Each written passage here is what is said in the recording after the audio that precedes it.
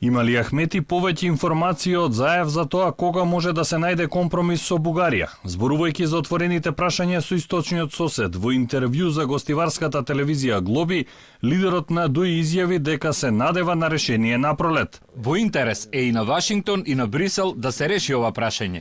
Во овие 20 години ниту еднаш не сум бил разочаран од нивните постапки.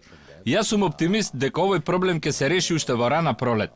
Решението ќе дојде пред парламентарните избори во Бугарија. Според Ахмети, македонскиот јазик и идентитет не се загрозени, а дебатата ќе продолжи за историските теми.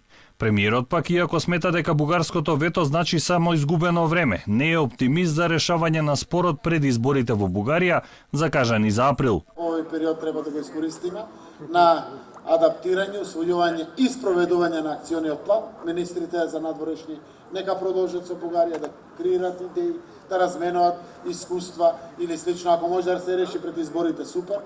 Реков личен став, не верувам во очи на избори дека тоа е возможно, ако може би бил многу радосен ако тоа се случи, но во нама рака ќе ни помогне за веднаш после изборите да имаме посериозен исчекор во решението на овој проблем.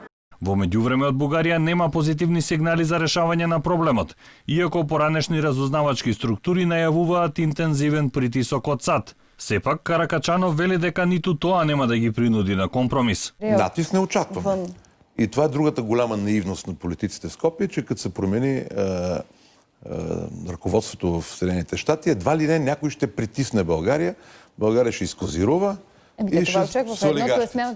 Председавачот Португалија веќе најави дека проширувањето и нема да биде во преден план и дека Бугарија не треба да се обвинува за попречување на процесот.